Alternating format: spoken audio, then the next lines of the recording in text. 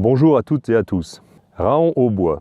Des gens formidables dans un cadre naturel exceptionnel. C'est comme cela que je définis mon village quand on me pose la question. C'est pour cette raison que je suis très heureux de prendre la parole aujourd'hui, accompagné des membres de mon équipe. Les moins timides du conseil municipal ont décidé de participer à une version filmée qui est une innovation pour nous et pour vous aussi d'ailleurs. Je vais donc les laisser s'exprimer et vous présenter ce que seront les temps forts de notre année et toutes les actions qui renforceront l'attractivité de notre village en 2023.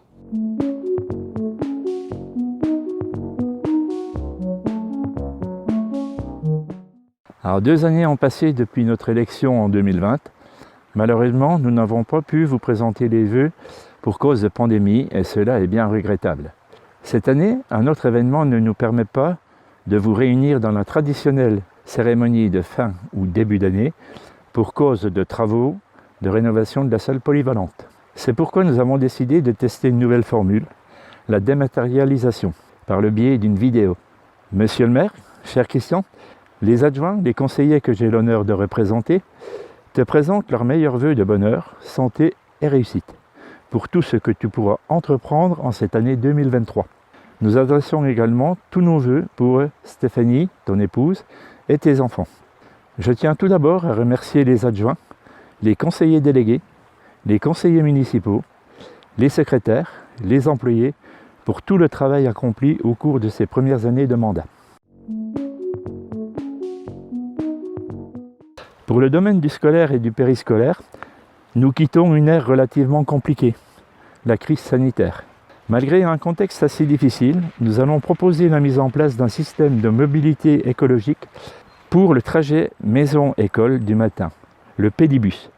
Le but étant de faire marcher les enfants et de les regrouper sur un secteur afin de les acheminer du domicile vers l'école ou vers un lieu de prise en charge par le bus scolaire. Tout cela avec un encadrement et en respect avec la sécurité. Nous allons étudier et réaliser une transformation d'une partie des cours de l'école afin de favoriser la perméabilité des sols et apporter de la verdure. En collaboration avec les écoles et la municipalité de Saint-Nabord, un travail de mémoire sur la libération de 1944 va être réalisé. Entre parenthèses, chemin de Noirgueux. Un service périscolaire qui est redynamisé avec une équipe restructurée, embauche d'un manager. Avec le changement de prestataire pour la cantine, nous ne collectons que des avis favorables. Nous allons également rester à l'écoute et au service de nos chers concitoyens. Alors en 2023, les enjeux des ressources humaines, ça va être de stabiliser les équipes suite à l'arrivée de plusieurs personnels nouveaux et de hiérarchiser donc avec la mise en place d'un organigramme avec 3 pôles et 3 responsables de pôle. Un responsable secrétariat qui sera Christine Thiria, un responsable service technique Frédéric Jacquez et un responsable au niveau du périscolaire et culturel qui est Jérôme. 2023, le budget sera relativement identique à celui de 2022, avec 2 enjeux différents cette année à prendre en compte. L'augmentation considérable des énergies, même si la collectivité a mis en place des travaux qui nécessitent effectivement des investissements, mais qui pour le coup permettent des économies d'énergie à long terme. Et puis l'autre enjeu majeur, c'est d'obtenir effectivement un maximum de subventions pour pouvoir réaliser les projets à venir et qui restent à consolider et à réaliser.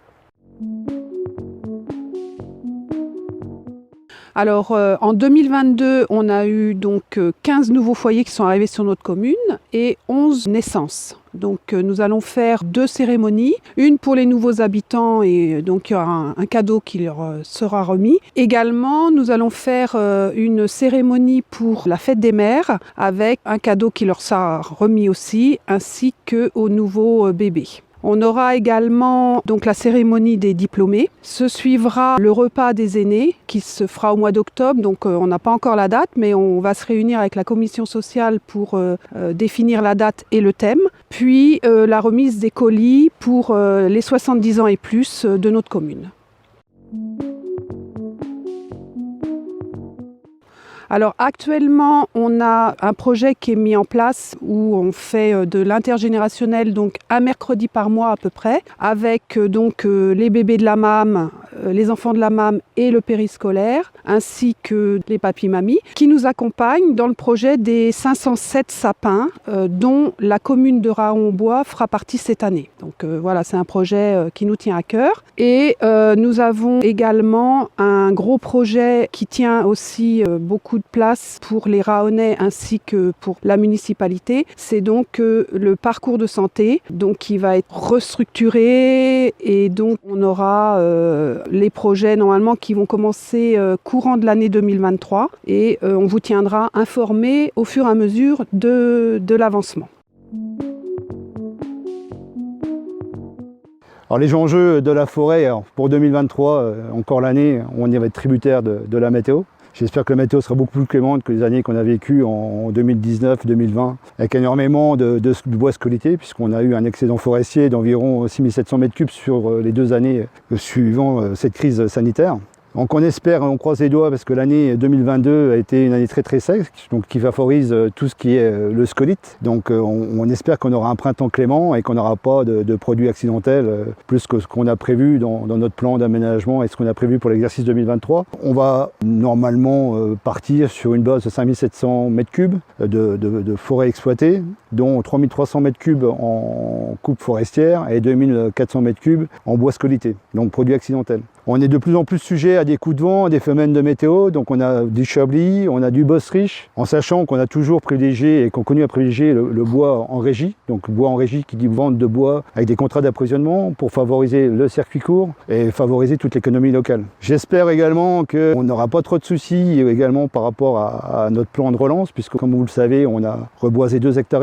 On est plutôt satisfait du taux de reprise, qu'on atteint les 88%, donc il reste à peu près 12% des plants qu'on pas repris, malgré les pénuries de sécheresse qu'on a connues durant l'été 2023. Et on peut se satisfaire d'avoir fait le nécessaire au niveau du paillage, au niveau des pieds, et que malgré cette sécheresse, d'avoir un taux de reprise aussi important. Donc ces plants seront remplacés et on aura des travaux sylvicoles qui sont également prévus pour cette année pour favoriser ces taux de reprise. Comment ne pas parler de Fodex également, puisque Raon étant un grand acteur et Christian, notre maire, qui fait partie du comité de direction en tant que vice-président. Une grosse activité, donc c'est une première nationale, puisqu'aujourd'hui on est la forêt domaniale de Darney, et donc 81 communes du pays de la Vosges, une association qui est unique en France, qui va regrouper aussi des forêts privées, pour lesquelles aujourd'hui il y a 16 groupes de travail qui vont travailler aussi également sur la biodiversité, sur l'accueil de la forêt, sur le grand public, sur le patrimoine. Donc on essaie de revitaliser et en profiter de cette énergie et tout ce que peut dégager une labellisation de notre forêt pour revaloriser les bois et surtout redynamiser tout le pays de la Vosges, qui est souvent oublié par rapport au détriment de la zone montagne. Alors, je suis très contente de vous retrouver dans une salle polyvalente rénovée autour des cérémonies qui me tiennent à cœur. Tous les événements conviviaux organisés dans notre commune vont enfin reprendre. Nous avons défini de manière concertée un nouveau calendrier concernant les cérémonies patriotiques avec un point fort au moment du 11 novembre.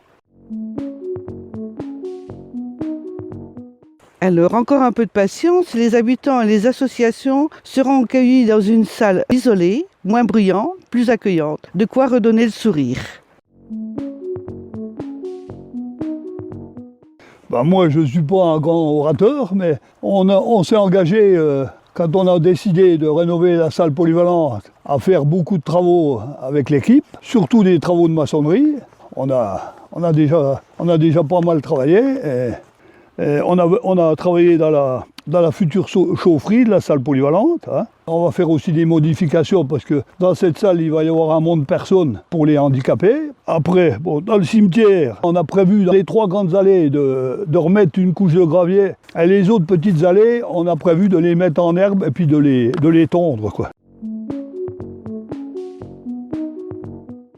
Bien que la CAE ait pris la compétence eau potable, nous intervenons régulièrement sur le réseau d'eau pour réparer les fuites, pour effectuer les branchements sur les constructions nouvelles.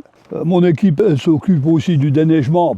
À 5h30 du matin, il était déjà à pied d'œuvre avec le chasse-neige. À partir du mois de mai, nous effectuons les plantations des fleurs, l'entretien des espaces verts, la tonte des pelouses, le curage des fossés, le préfauchage des bords de route, Il y a du travail, on en fait plus qu'il en faut, hein, plus qu'il en faut des fois. Sur la communication, on va essayer d'améliorer le petit Quoi de neuf, un petit journal mensuel. Ensuite, on aura toujours Panneau Pocket, le site internet, la page Facebook et bien sûr le journal. Alors pour 2023, les manifestations sur le village, on va commencer par le marché nocturne qui devrait se dérouler mi-juillet. Alors ensuite, on aura la petite cérémonie pour les récompenses des maisons fleuries et des décos de Noël. Et en ce qui concerne aussi l'embellissement du village, on va essayer de partir cette année sur fleurir le village, bien sûr, parce que je sais que ça vous tient à cœur, mais en même temps, les températures ne nous permettent plus d'avoir des fleurs très temporaires, donc plus partir sur des compositions annuelles. Nous sommes presque à mi-chemin du mandat qui nous a été confié. Nous allons naturellement continuer à travailler sur la réduction des dépenses énergétiques en verdissant nos consommations. Mais nous allons aussi tout faire pour que notre école reste une référence dans notre bassin de vie. Nous apporterons tout notre soutien à la vie associative qui est déjà très dense à Raon.